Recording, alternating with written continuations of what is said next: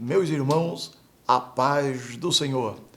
É com grande alegria que estamos iniciando mais um comentário bíblico acerca da lição da escola dominical.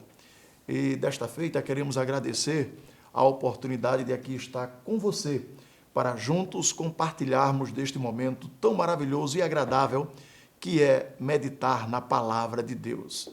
E desde já deixamos o nosso agradecimento ao pastor da igreja, nosso pastor Roberto José, como também ao nosso superintendente, o nosso pastor Renato Torres, como também a todos aqueles que fazem parte deste belíssimo e grandioso trabalho. Você, dirigente de escola, você, adjunto, você, professor, professora, secretários, que Deus possa abençoar a tua vida e fazer prosperar o teu ministério. E dando início ao nosso comentário, onde estamos de posse da lição do 4º trimestre, que vai tratar acerca do apóstolo Paulo, lições da vida e ministério do apóstolo dos gentios para a igreja de Cristo. E hoje, com posse da lição de número 2, que tem por tema Saulo de Tarso, o perseguidor. Que Deus nos ajude, que Deus nos abençoe e que Deus abençoe a tua vida. Esta é a nossa oração. Irmãos, como bem sabemos, Saulo de Tarso, o perseguidor, é o nome de Paulo, o apóstolo ou pregador dos gentios, como nós bem sabemos e conhecemos. E a título de introdução, nós sabemos que o nome Saulo tem por significado aquele que foi desejado. E eu faço aqui uma menção aonde alguns historiadores e comentaristas falam, acreditam que a mudança do nome de Saulo para Paulo se deu pelo fato do nome Saulo ter origem no nome de Saul, né? Aí, para não trazer consigo os requisitos, tudo aquilo que Saul cometeu, vem aí Saulo tendo o nome mudado para Paulo, que nós sabemos que significa pequeno, né? Ele é intitulado de Tarso, porque ele nasceu na cidade de Tarso, e é interessante citar também que o próprio Paulo, ele vai dizer no livro de Atos, no capítulo 21 e o versículo 39, ele afirma em suas palavras, dizendo que é de origem judia, israelita, Atos 21 e o versículo 39, mas Paulo lhe disse, na verdade, eu sou um homem judeu, cidadão de Tarso, cidade não pouco célebre da Cilícia. É interessante, não era uma cidade, não era uma região muito próspera, né? Como ele mesmo afirma, ele vem de um lugar simples, um lugar humilde, e logo após, ele também, pelo seu pai, é levado para Jerusalém para estudar aos pés de Gamaliel.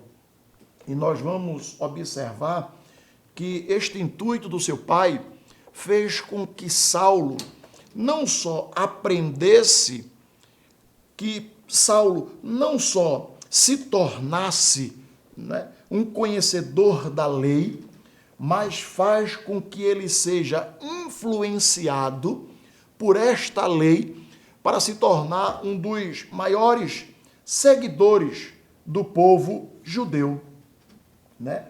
E nós vamos observar que o fato de Paulo ter se apropriado e se aprofundado dentro da lei judaica, dentro da Torá, fez com que ele se tornasse extremamente zeloso, um defensor. A gente vai observar que em Filipenses, o capítulo de número 13, o versículo 5, afirma Paulo dizendo, olha, eu sou de origem israelita, da tribo de Benjamim, hebreu dos hebreus e fariseu. Ele fez questão de pontuar e de mostrar que ele se tornou um fariseu detentor assíduo da lei. E a nossa lição, que faz uma abordagem maravilhosa acerca deste tema, ela é dividida em 3 pontos principais. O primeiro ponto vai falar sobre Saulo de Tarso, o perseguidor implacável. O segundo ponto, a perseguição contra a Igreja de Cristo. E, por fim, o terceiro ponto, quando um sistema se volta contra a Igreja.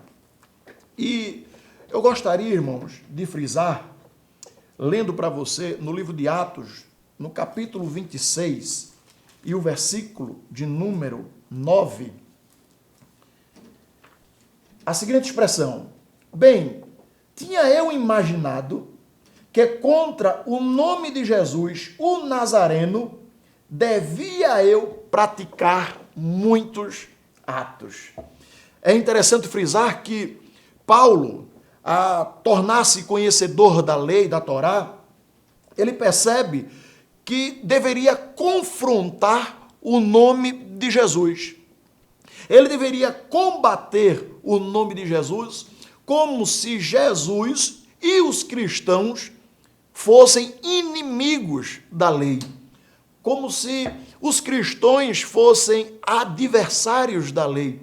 Paulo ainda não tinha compreendido, não tinha ainda percebido que a lei apontava para algo que tinha acontecido, que era a vinda do Cristo, a vinda do Jesus, para perdoar, para mostrar a necessidade do perdão, do arrependimento e de um novo modo de vida, fazendo-se cumprir a lei em sua vida.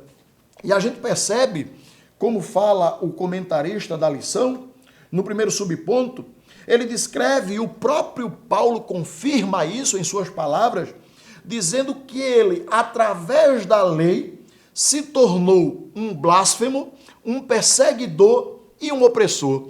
E a gente vai ver Paulo falando isso no livro de 1 Timóteo, e eu gostaria de citar aqui para você.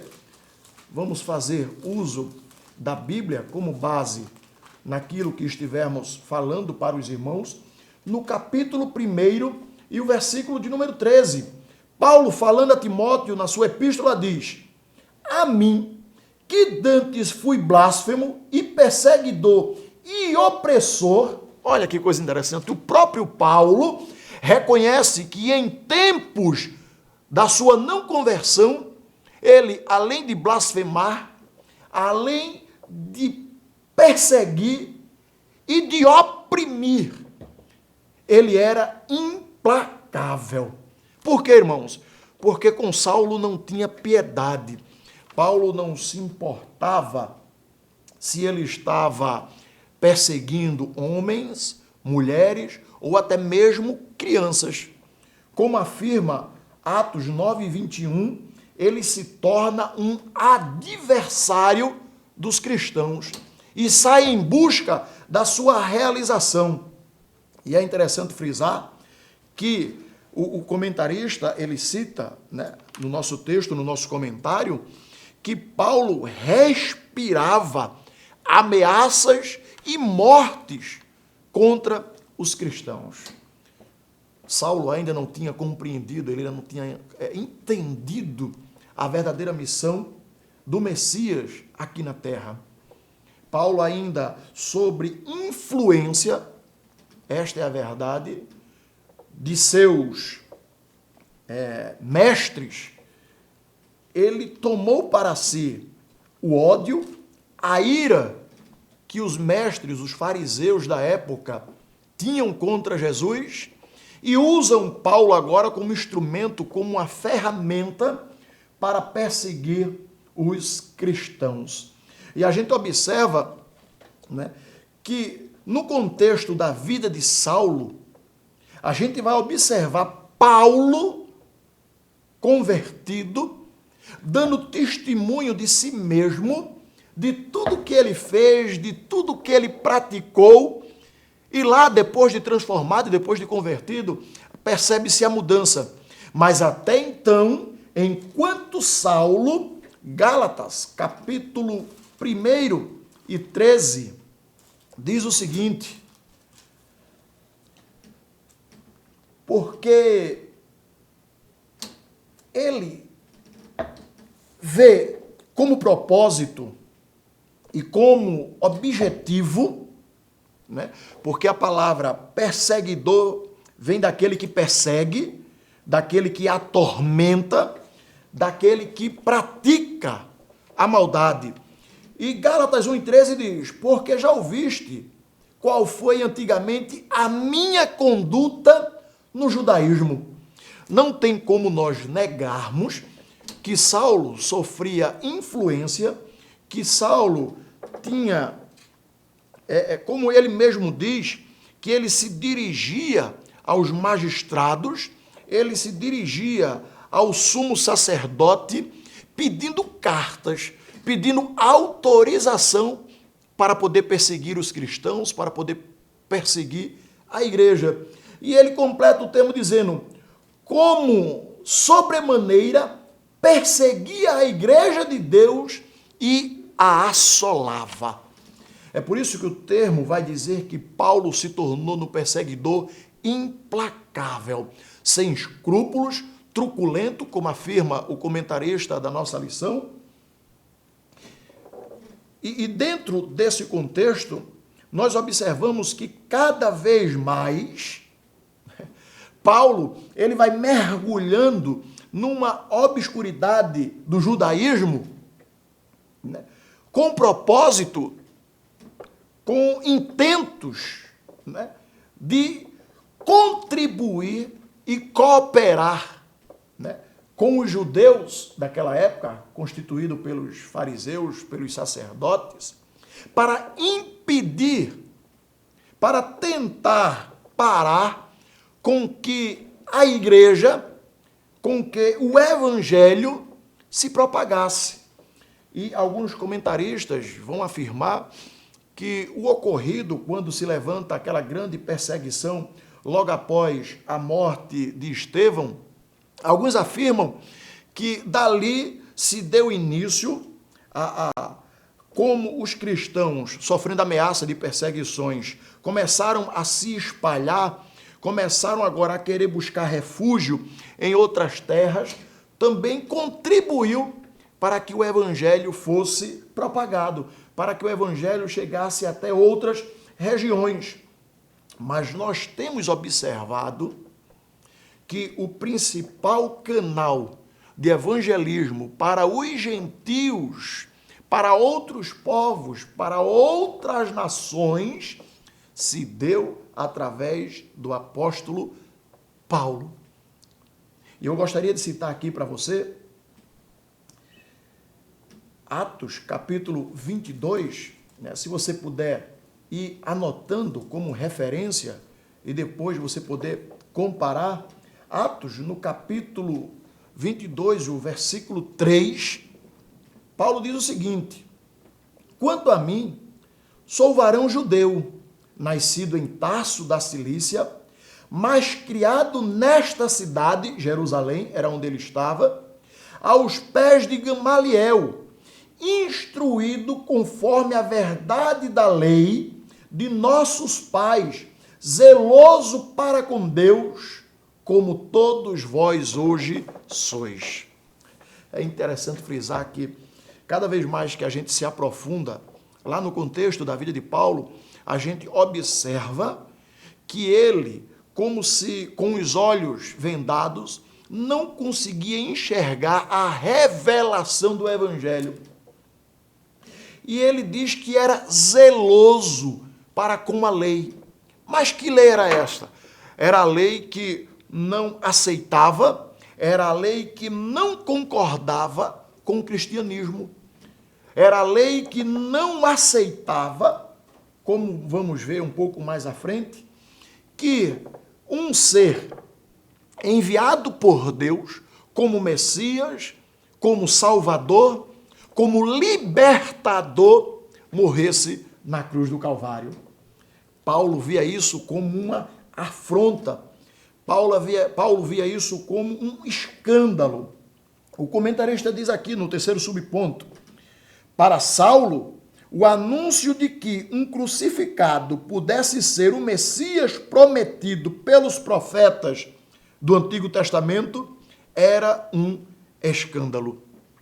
Mas a gente vai ver o próprio Jesus Cristo falando no livro de Mateus, no capítulo 5, versículo 17, que ele não veio revogar a lei, mas ele veio cumprir esta mesma lei, onde ela dizia que alguém teria que pagar pelos erros, pelos atos praticados, pelos pecados cometidos. E o que é que Jesus Cristo faz? Ele toma o lugar dos pecadores, exatamente, como sacrifício para perdoar os nossos pecados. E Saulo não conseguia enxergar, Saulo não conseguia ver com os seus olhos. E nós temos observado que aquela perseguição que se levantou contra os cristãos naquele século, como também a igreja, nos nossos dias, e a gente abre um parênteses para fazer um pouco de uma reflexão dos nossos dias, não é diferente. O próprio Jesus Cristo, ele disse que por causa do nome dele, nós sofreríamos perseguições, nós seríamos injuriados, seríamos levados à presença de reis, de governadores. Tudo isso por causa do amor de Jesus Cristo. E hoje a igreja ela sofre uma perseguição muitas vezes sorrateira, uma perseguição muitas vezes como que escondida, para não fazer abertamente, porque nós temos visto que o evangelho tem crescido e se tornado um meio de transformação e de libertação de vidas e de almas. E a gente vai ver isso sendo concretizado na vida de Saulo, quando ele consegue abrir os olhos e verdadeiramente enxergar quem era Jesus Cristo. E eu gostaria de refletir com você no livro de Lucas, no capítulo 21 e o versículo de número 12, as palavras de Jesus Cristo. Mas, antes todas essas coisas, lançarão mão de vós e vos perseguirão, entregando-vos às sinagogas e às prisões, e conduzi-vos à presença de reis e governadores por amor do meu nome. Interessante, Jesus falando isso no livro de Lucas, e a gente vai ver após a sua morte, já o início do cumprimento desta palavra, quando o próprio Saulo pratica todas estas maldades. Mas não se preocupe, Jesus Cristo cuida de cada um de nós nos mínimos detalhes. E a gente observa que no segundo ponto da nossa lição, quando o comentarista ele elenca a perseguição contra a igreja de Cristo, e ele apresenta aqui ele traça aqui uma comparação entre Saulo de Tarso e Estevão, porque ele aponta Saulo como um grande conhecedor da lei. Ele diz aqui, Saulo era um erudito que chamava a atenção devido à sua cultura judaica, greco-romana e autoridade na Torá. Estevão era um erudito do judaísmo com uma grande capacidade do espírito. Veja bem, e eu queria aqui falar para você o seguinte, como eu já tenho dito, percebe-se claramente que Saulo, por influência daqueles que tinha lhe ensinado, tinha lhe mostrado a lei, a Torá, tinha o instruído, tinha formado ali uma ferramenta, tinha formado em Paulo um instrumento defensor da lei. Mas a gente percebe que Estevão era um erudito no judaísmo, mas a influência que Estevão vem sofrer é a influência do Espírito Santo, que faz com que Estevão entenda e compreenda a verdadeira razão do verdadeiro judaísmo. Porque o judaísmo, a lei, apontava para o Messias. Enquanto Saulo sofria a influência dos magistrados, ele não conseguia enxergar isso. Mas Estevão, sofrendo influência do Espírito Santo, o comentarista diz, por isso, quando apontava para Jesus Cristo como clímax da revelação redentora para o mundo, o fazia com autoridade. E é interessante lermos o livro de Atos, o capítulo 6, o versículo 8, que vai discorrer acerca do testemunho, do discurso de Estevão. E percebe-se que Estevão, em suas palavras, se mostra um grande conhecedor não só da história do seu povo, mas também da cultura. Ele conhece a história dos reis, dos profetas. E é interessante, porque percebe-se que o Espírito Santo o capacita para ser um verdadeiro combatente das atitudes tomadas por Saulo. A gente vê no livro de Atos, podemos encontrar no livro de Atos algumas referências das atitudes de Saulo. No próprio texto da lição, no livro de Atos, o capítulo 22, está na leitura bíblica em classe, o versículo de número 5, ele diz, como também o sumo sacerdote me é testemunha e todo o conselho dos anciões, e recebendo destes cartas para os irmãos, olha, os próprios religiosos, me permitam, era quem davam-lhe autoridade através de cartas para que ele pudesse perseguir os cristãos e as igrejas. A gente vai observar no próprio livro de Atos, né, porque a nossa leitura bíblica em classe no capítulo 22 já inicia do versículo 4. Mas se nós formos observar os versículos anteriores, nós vamos encontrar referências, e eu gostaria de fazer menção, no livro de Atos dos Apóstolos, o capítulo de número 22,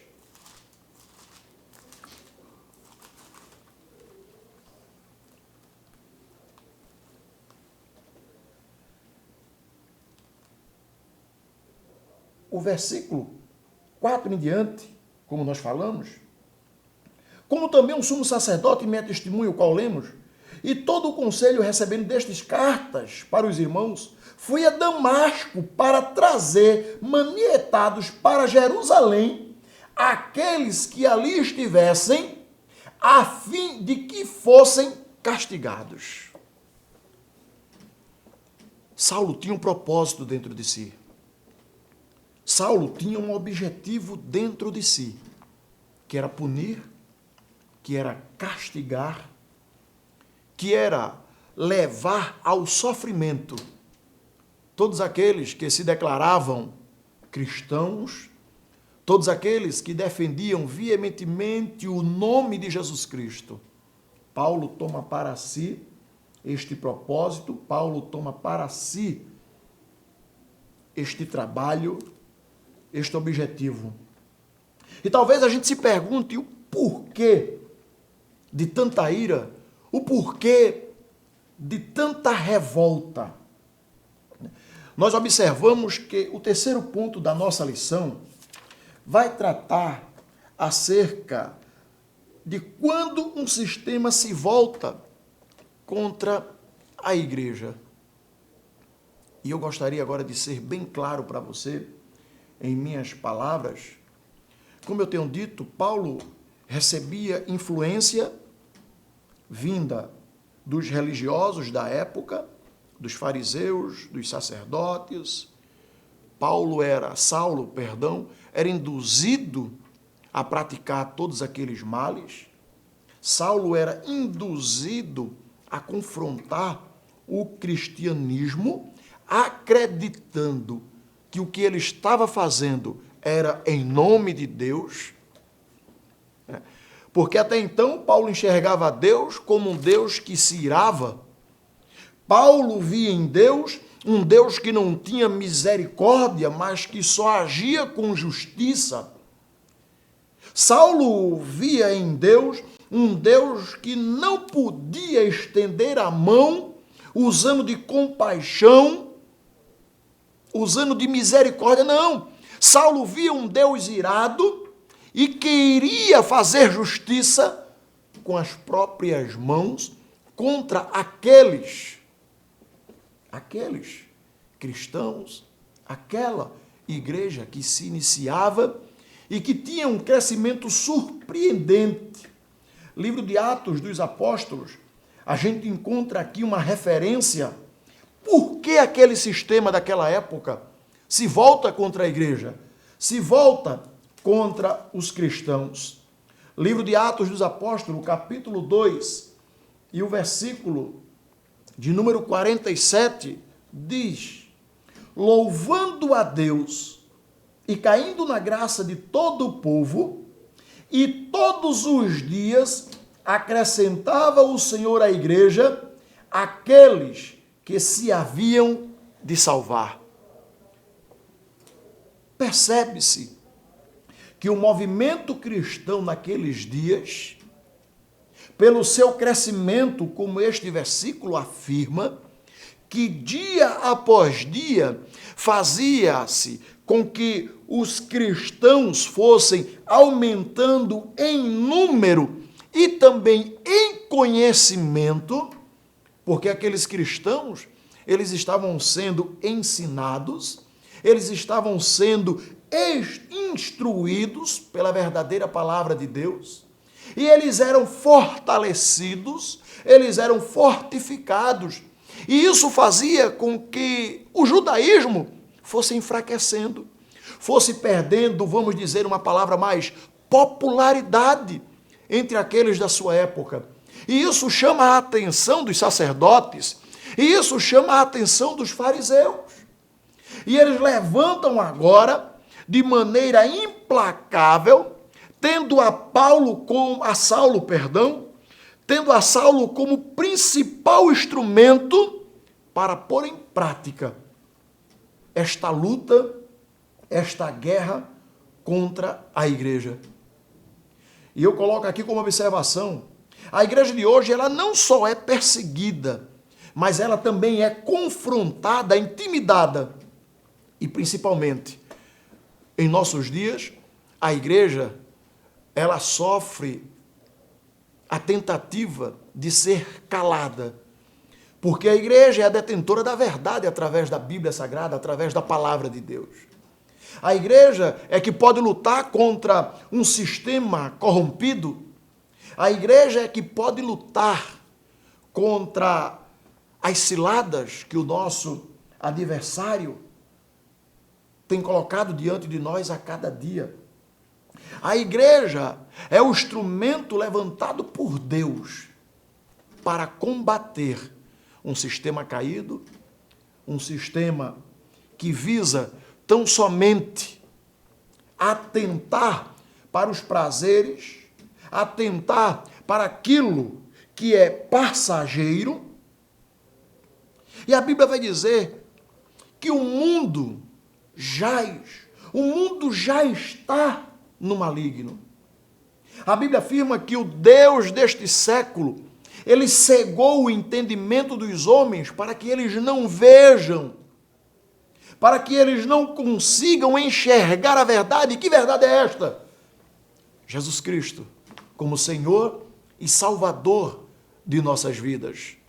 Saulo até então não tinha percebido este propósito do Evangelho.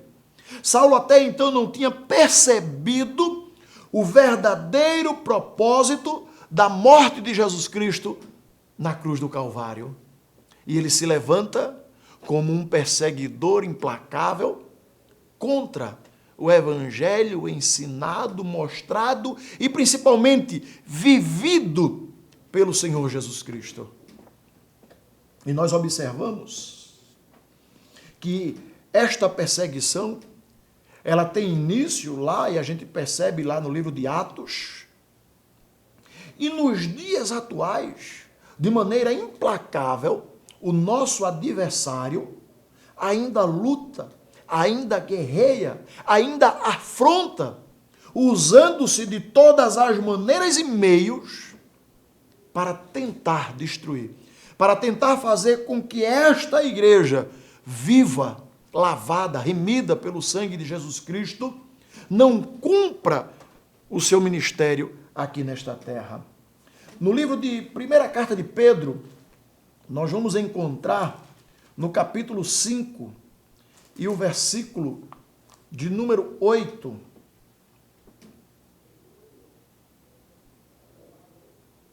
Diz 1 Pedro capítulo 5, versículo 8.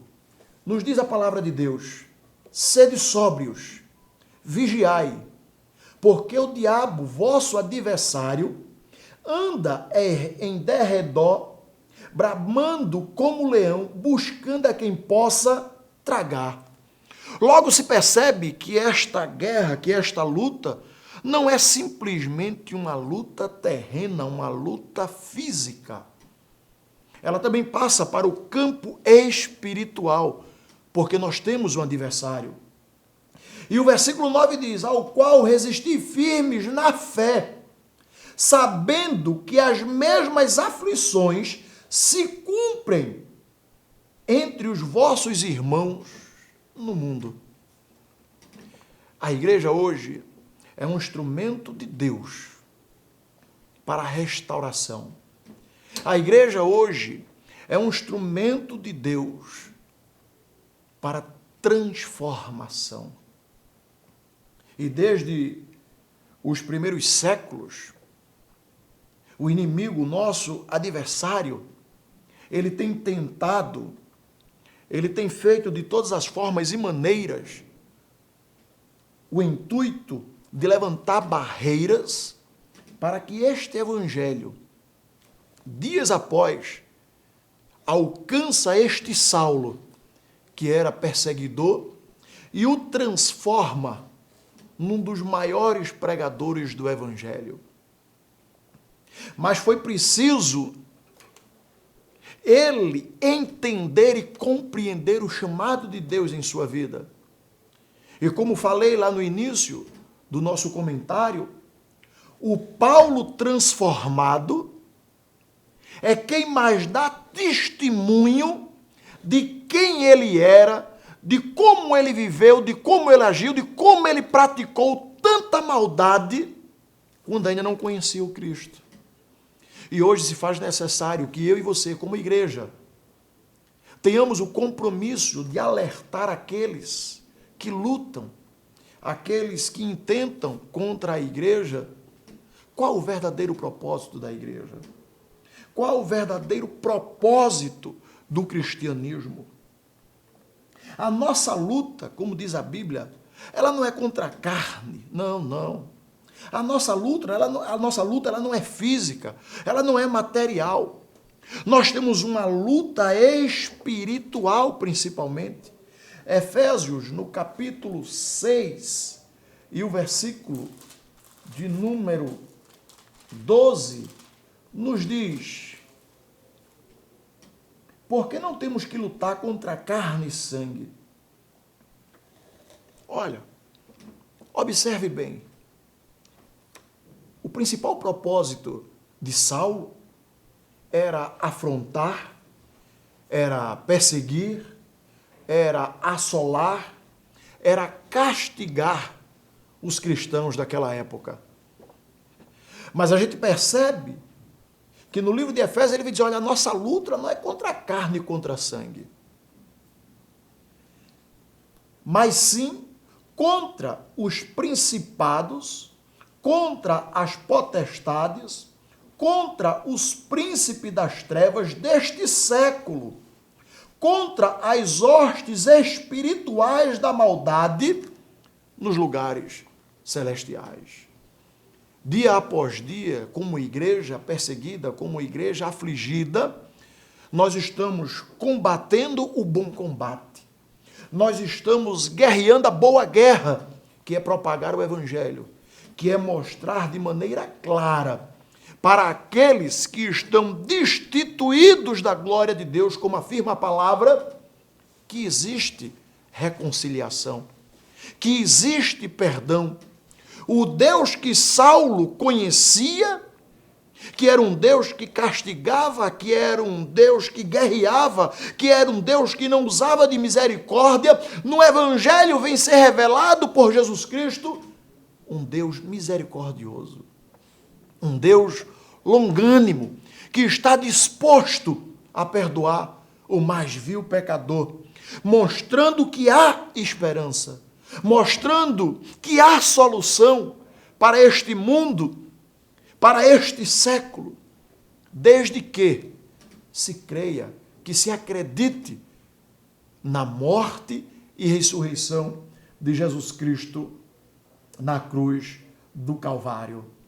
Eu gostaria de finalizar as minhas palavras citando a conclusão da nossa lição, que diz: se a igreja fosse uma mera organização humana, por isso que eu continuo afirmando, a nossa luta não é simplesmente a luta, a guerra física. Claro, temos que lutar também, temos que buscar os nossos espaços. Não podemos permitir que a igreja hoje seja ofuscada. Não podemos permitir que a igreja hoje tenha o seu trabalho, a sua desenvoltura no campo social, no campo cultural, apagada, encoberta, não. Mas é uma instituição divina, edificada pelo próprio Senhor Jesus Cristo.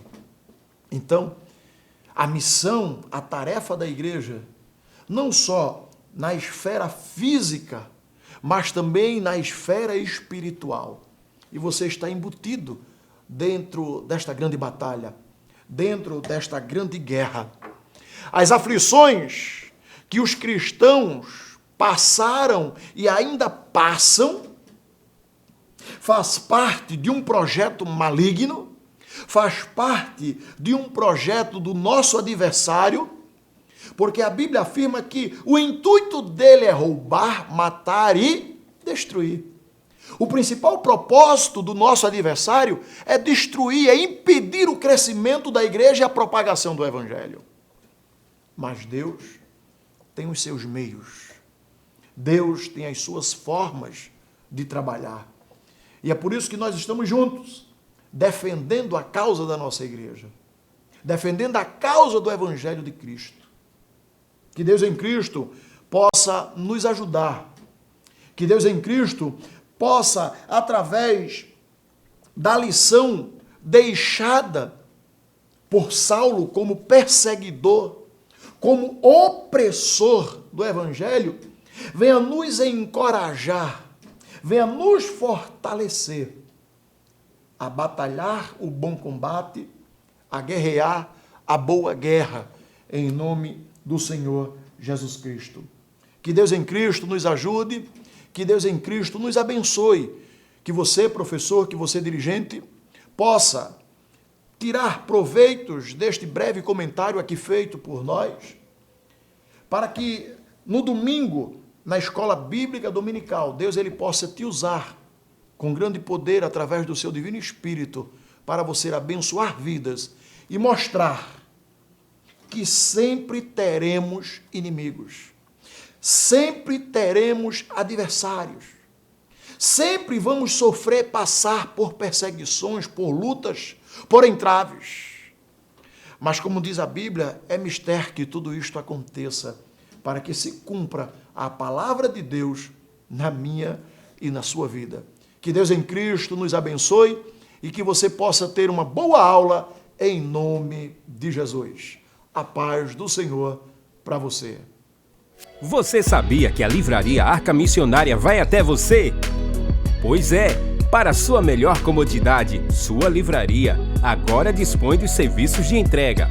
Tudo isso para que você, amigo leitor, desfrute de boas literaturas sem sair do conforto da sua casa. Entre em contato conosco através do nosso WhatsApp 81 98286-7808 ou através das nossas redes sociais. Livraria Arca Missionária, cada dia mais perto de você.